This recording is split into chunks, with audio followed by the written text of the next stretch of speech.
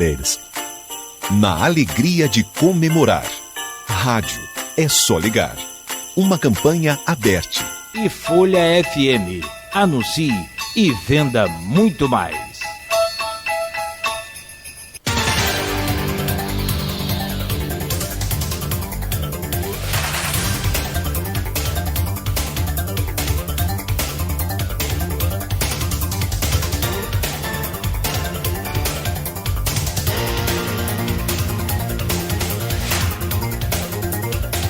São 7h21.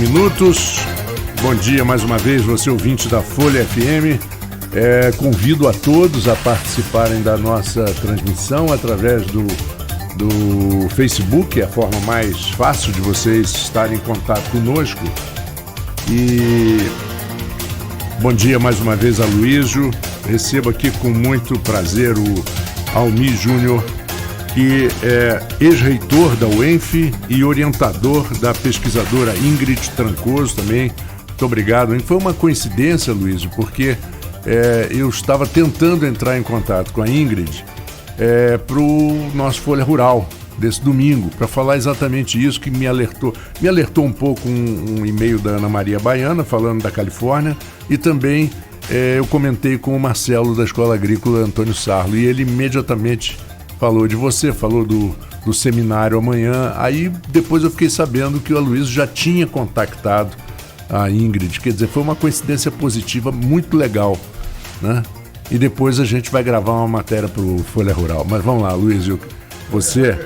Aquele César, eu soube da pauta através da assessoria da UENF, né? Uhum, Marco aqui, o Vitor... Meu xará. O Vitor Sena me passou também, que fez essa ponte e logicamente que a pauta, né, até pela... Embora, eu acho que tem que separar o joio do trigo, né, tirar a semente, porque enfim, separar as coisas, porque a gente está falando aqui sobre o uso medicinal da maconha, porque a maconha em si, ela envolve, um tema muito polêmico, sobre a discriminação ou não para o uso recreativo. A gente está falando aqui sobre o uso medicinal, o seminário é sobre isso, não é? Acho que podemos começar falando sobre isso, correto? Correto. Bom dia a todos, agradeço a oportunidade, né, de estar fazendo esse debate tão importante.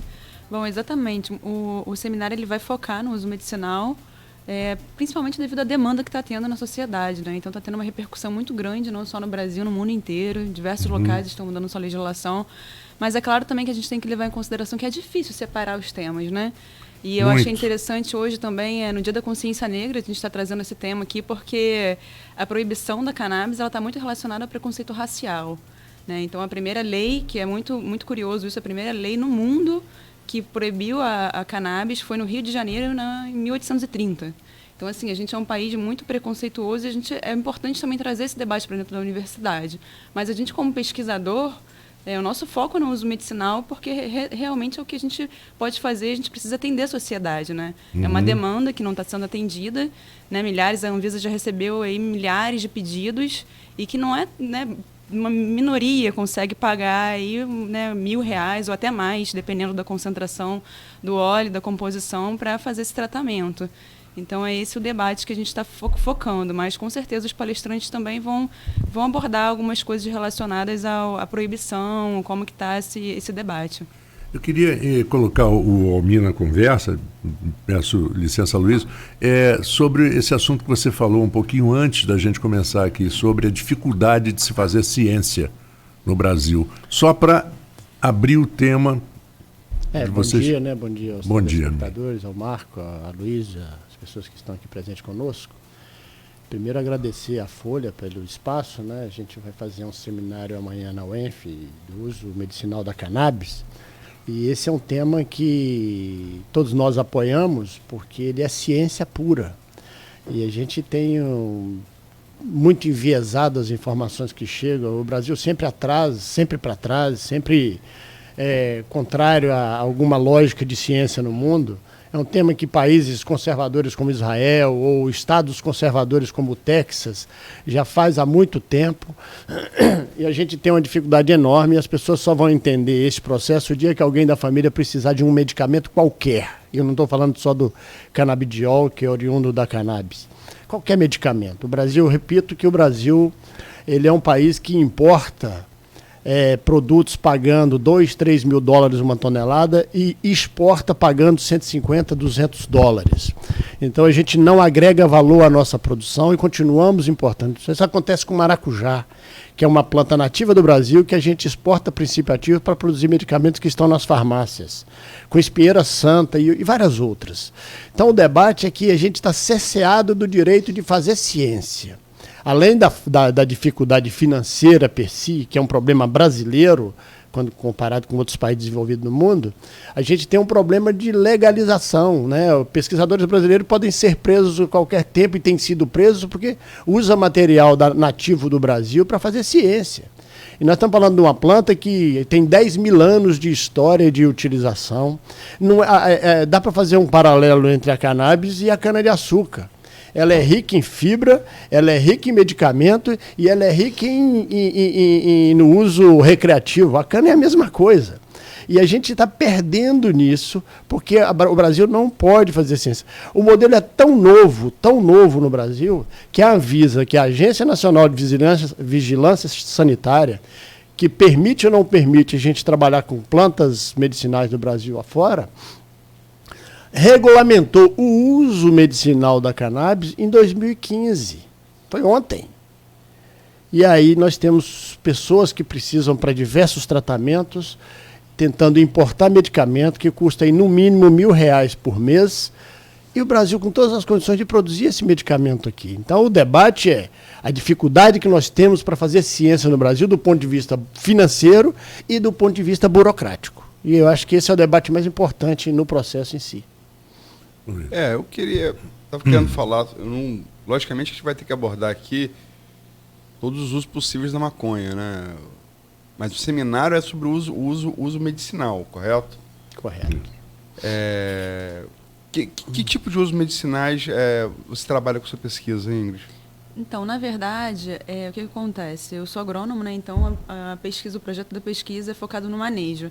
Esses compostos que têm o efeito medicinal na planta, conhecidos como canabinoides, que são produzidos especificamente na cannabis, eles não estão presentes, né, em nenhuma outra planta, nessa concentração que tem na cannabis, e fazem parte de um metabolismo que responde muito ao ambiente. Então, a concentração, a produção dele pela planta vai depender muito do manejo, né? Então, é aí que entra a pesquisa. A gente vai avaliar como que o manejo, de uma forma geral, vai influenciar na produção desses compostos. Quais compostos? THC?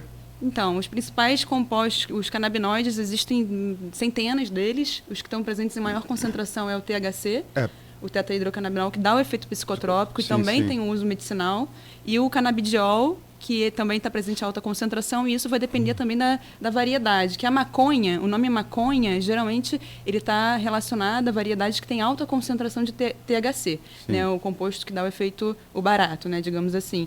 Psicotrópico. O psicotrópico, mas ele também tem, a gente tem que, né, enfatizar que ele também tem uso medicinal, em casos de dor, em casos de, né, pacientes de câncer, terminais, genético, efeito, né, anti-enjoo. Então, assim, e além disso também é importante a gente enfatizar que os pesquisadores, os médicos já abordam muito isso, o efeito comitivo entre esses compostos. Não é claro que para alguns pacientes funciona o canabidiol isolado ou o canabidiol junto com o THC, né, isolados também, mas em proporções iguais, mas o efeito comitivo de todos os compostos que estão ali no extrato da planta mostra-se muito eficiente, para diversos casos mais eficiente do que o isolado. Eu já convivi com um paciente terminal de câncer, pude ver uma pessoa que nunca tinha tido experiência com maconha em vida, inclusive da área de biomédicas, e teve. E eu realmente vi o quanto ele ajuda no enjoo advindo da quimioterapia e da radioterapia. E também, porque a pessoa não come, quer dizer, o THC, por tirar o açúcar do sangue, né, como um efeito parecido com o do álcool, você se alimenta e melhora a autoestima, enfim. Eu digo que tive uma experiência particular com uma pessoa e pude ver isso. É uma pessoa que, como eu repito, ela nunca tinha tido até aquele momento nenhuma experiência com a maconha, né? Tem relatos de famílias nesse sentido no seu trabalho de pesquisa? Com certeza tem. É até curioso que a gente vai em muitos eventos, está, né, muito em alta isso aqui no país, então a gente vai conhecendo os pacientes que se medicam. E teve até uma menina que eu conheci que ela teve câncer de mama, que ela também não tinha contato nenhum com a cannabis, ela estava, né, passando esse processo de quimioterapia, e o relato dela foi muito interessante, que ela falava que não conseguia levantar da cama. Ela não fazia nada, ela só ficava na cama e mal conseguia ir ao banheiro. Era um estado assim, de torpor absurdo. E o amigo dela falou, toma um óleo, né, que você vai melhorar. E aí ela se medicou com óleo e ela fala, para mim, Ingrid, a diferença foi da noite para o dia, do claro para o escuro. Eu saía de um estado de cama para um estado normal. Eu trabalhava, eu comia, eu arrumava a casa. Então, assim, isso é muito real. E o curioso é que uma das primeiras pesquisas que mostram o efeito medicinal da cannabis é com câncer. O Rafael Mikolan, que ele é da Universidade de Jerusalém, de Israel, ele fez uma pesquisa com crianças. Foi no hospital, crianças que estavam em tratamento com câncer, e medicou. E o médico que estava responsável, ele falou, você nem precisa me dizer quem são as crianças que você medicou, que eu sei. É nítido que eu sei quem você medicou. Que as crianças mudaram completamente. E aí passaram, 50 anos e nada foi feito. Né? A gente continua, e ele até defende isso. Ele fala, nossa, a gente tem as primeiras pesquisas. Câncer, esse efeito antiemético, e epilepsia, antiepilético. E, além disso, também é curioso a gente abordar que existem pesquisas, não em humanos, mas pesquisas que mostram in vitro, né, células in vitro, que a cannabis ela também tem um efeito antitumoral. Ou seja, ela pode combater o câncer. Ela induz a morte celular dessas células cancerígenas, impedem que as células se espalhem pelo corpo, impedem que elas cresçam. Então, assim, a gente precisa pesquisar, entendeu? Para saber, né? Existem muitas pessoas necessitando disso. Quem não conhece uma pessoa com câncer, uma pessoa com autismo, uma pessoa com epilepsia, né? Acho que na família, ou algum amigo, alguém tem, né? É. Interessante que ontem eu dei uma pesquisada rápida, e olha só, Alzheimer, demência vascular, demência de Lewy Bodies, essa aí eu não entendi muito bem, mas tem a Parkinson, a frontotemporal, a demência frontotemporal, que é tipo um Parkinson, parece, e a Huntington Disease, que também que as células do cérebro vão morrendo e causam... já temos trabalhos aí com síndrome de pânico, por exemplo, Isso. um problema muito atual hoje, e utilização desse medicamento. E é o que a Ingrid falou, o problema é que a agronomia não entrou ainda, a gente precisa produzir ela no Brasil. E a concentração de princípio ativo vai depender do manejo, da adubação, da irrigação, da quantidade de luz. A Europa não produzia THC nas condições dele no século passado. Então a gente com clima quente pode produzir mais. E o Brasil tem uma capacidade agronômica gigantesca. Isso. Daqui a pouco a gente está comprando aí do Canadá, que produz grandes volumes para qualquer coisa. E o trabalho da Índia é na produção vegetal, na agronomia. Porque os indicadores médicos aí, o Conselho de Psiquiatria já recomenda para a epilepsia, que é o clássico, né, Ingrid? Que é o que é legalmente hoje estabelecido. E a gente precisa fazer pesquisa com isso. E a UENF tem gente fazendo com o síndrome do pânico, né, e junto com a Escola de Medicina da USP, em Ribeirão Preto, e mostrando resultados com animais, assim, muito interessantes e importante. E o que não pode é cercear essa pessoa. Hoje, se alguém quiser plantar a Ingrid para fazer a tese dela, talvez ela tenha que ir para o Canadá ou para a Colômbia. Porque a gente não consegue cultivar em condições laboratoriais, porque precisa de autorização legal. Então a gente não consegue fazer isso. Então ela não vai conseguir montar o experimento dela aqui, o trabalho dela aqui, porque a legislação não permite, e aí a gente está buscando parcerias internacionais para fazer com o que a gente chama das empresas grandes que nós temos, principalmente no Canadá, nos Estados Unidos, Portugal hoje, com grandes empreendimentos, a Espanha já começando. Bom, nos Estados Unidos a gente sabe que muitos produtores de outras culturas estão mudando.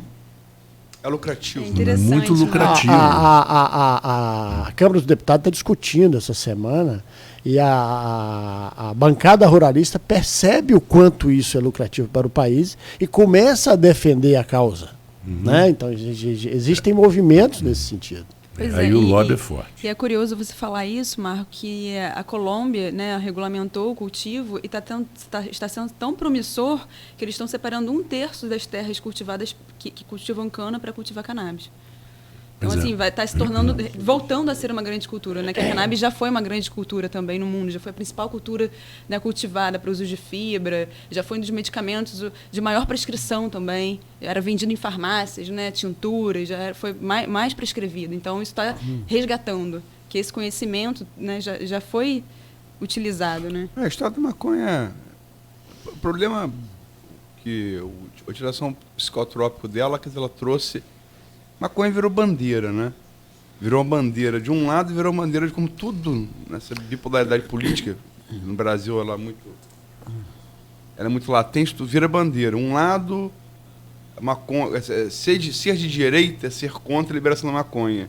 Ser de esquerda é ser a favor da... Quer dizer, a discussão da substância em si, do seu que são N utilizações, até irônico. Os movimentos fundamentalistas religiosos, todos eles defendem a manutenção da criminalização da maconha. E o primeiro livro impresso do mundo, né, foi a Bíblia, né, por Gutenberg, e foi impresso em folha de cânhamo. Né, os Estados Unidos, até os anos 40, se eu não me engano, do século XX, eles cultivavam maconha porque era melhor fibra para fazer aquele cordame para aqueles grandes navios, é mais resistente. No Brasil também, a Real Feitoria lia um cânhamo no sul do Brasil. A gente teve grande produção, 1.300 escravos envolvidos nessa produção, para atender o mercado, né, europeu. Mas os Estados Unidos foi até a Segunda Guerra Mundial. Quer dizer, eles plantavam maconha para pegar e fazer fibra para aquisição. Então são N utilizações. O problema é que a discussão, logicamente, isso é questão de opinião, tá? A discussão política, ela embota a discussão real sobre as várias utilizações da planta, né? E é curioso que isso é uma questão de saúde pública, né? Também, a gente fala tanto do uso recreativo quanto do uso medicinal, são questões de saúde pública. Até que ponto o usuário não é um refém? Né? A gente critica muito as pessoas, mas vamos cuidar dessas pessoas, né? Como o álcool, o cigarro. A gente precisa também... Como que a pessoa vai saber que ela está sofrendo um dano? Ela precisa ser informada, ela precisa ser cuidada, tratada. Então, a gente não pode isolar essa pessoa, né, da sociedade. Tem esse cuidado. O papel da sociedade, né, do governo seria cuidar das pessoas e não ter raiva dela porque ela opta, né, ter as escolhas que ela tem. Né? Então, assim, os danos da maconha eles são muito menores do que de drogas legalizadas. Então, é uma coisa que a gente precisa rever. E não é, assim, ter a minha opinião, a gente precisa se informar. Fazer o que nem a gente convida todo mundo, que é a favor, que é contra, para participar do seminário, para a gente realmente estar trocando essa informação. Por que você é contra? Vamos se informar, né? Vamos conversar e mostrar o que está acontecendo no mundo, mostrar realmente quais são as informações. Né? Mas eu acho que a gente tem um problema. A gente quando se agarra a negar alguma coisa, a gente se recusa a ler o outro lado, né? Tem muito isso, o ser humano também. É o que o Aloysio falou, né? Dessa dicotomia que a gente está vivendo, ou você vários embates, né? E o que você tem dentro das farmácias, que é o mercado mais promissor do Brasil, pelo menos. O que você tem assim... Então você tem drogas, e toda droga que você usa numa drogaria, ela causa efeito colateral, toda, claro, comprovado, não tem nada. Só ler o receituário que está dentro da caixinha. Por isso que vem com bula, né? Vem com uma bula para dizer, você vai tomar isso, você pode sofrer isso. E aí, eu digo que até pastilha Valda faz as mesmas pessoas que recomendam o Rivotril acham que o outro... Então, assim, o debate é necessário. Aí eu brigo muito com a gente, que a gente fala muito, eu falo muito de agrotóxico, né, na agricultura, né? Eu briguei com assim, o Canadá está debatendo o registro de agrotóxicos para usar na cannabis, né? Eu tive com o presidente da Embrapa canadense. Interessante. Entendeu? Eu estava na Embrapa, eu estava em Brasília, na Anvisa, semana passada, passei 2 dias num debate sobre agrotóxicos na Agência Nacional de Vigilância Sanitária, e estava o diretor da Embrapa canadense lá, a gente começou a debater isso, né? Porque o Canadá, ele falou assim, não, nós tratamos lá, essa é uma cultura tratada como, a gente chama tecnicamente de minor crops. Na verdade, menor crop é nada mais nada menos que culturas com menor valor econômico ainda, ou área menor ou menor valor. A mandioca é uma minor crops, né? E aí ele falou, não, nós estamos buscando mecanismos para melhorar e aprimorar o cultivo no campo, porque as pragas vão aparecer, as doenças vão aparecer, e como é que você faz isso? Então as pessoas hoje ficam no mesmo debate, né? É o que o Aloysio falou assim, quem se diz de direita é a favor de agrotóxicos, quem se diz de esquerda é contra o agrotóxico, e ninguém debate o tema. Enquanto isso, brota farmácia nas nossas esquinas com grandes estacionamentos do dia para a noite. Sim. E ninguém debate isso. É. Assim, ninguém debate o contraponto entre a farmácia e a feira da roça. Quem é que faz mais bem à saúde? E o debate sobre a cannabis é a mesma coisa. Nós precisamos debater, nós precisamos trazer, porque as pessoas só vão entender isso na hora que alguém da família precisar. E muita gente precisa. E sem ciência, a gente não vai conseguir debater o tema e colocar claramente, com rigor científico, qual é o benefício que já está sendo provado pelo mundo afora, nas melhores universidades do mundo. Você falando, me lembrou uma outra contradição, que é tido como esse debate esquerda-direita. Alguns ícones da direita dos anos 80 são muito revisitados e citados, tanto para crítica quanto para elogio. E talvez o maior ícone dos anos 80 da direita e da guerra das drogas que você se referiu inicialmente seja o Ronald Reagan, né? Presidente dos Estados Unidos, ex-ator, governador da Califórnia, teve um mandato exitoso economicamente, o estado mais desenvolvido economicamente dos Estados Unidos, é o São Paulo deles, né? E a partir desse caso, se for presidente, foi eleito 2 vezes presidente, né? E fez seu sucessor, George W. Bush pai. E ele era, por motivo de religioso, e aí o eleitorado religioso dos Estados Unidos, que é muito ativo, pentecostal, foi terminantemente contra a pesquisa com célula-tronco.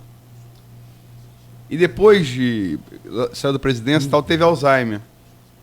E uma das figuras de proa da guerra das drogas foi a Nancy Reagan, esposa dele.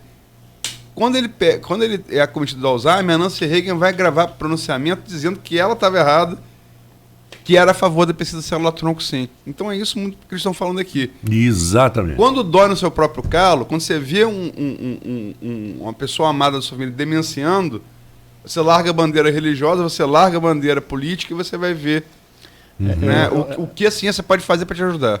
Um debate que a gente fazia sobre acessibilidade a vida inteira. Você precisa quebrar as pernas para saber que você precisa de uma cadeira de roda e portas largas. Né? Mas verdadeira. É fato, mas esse é o fato.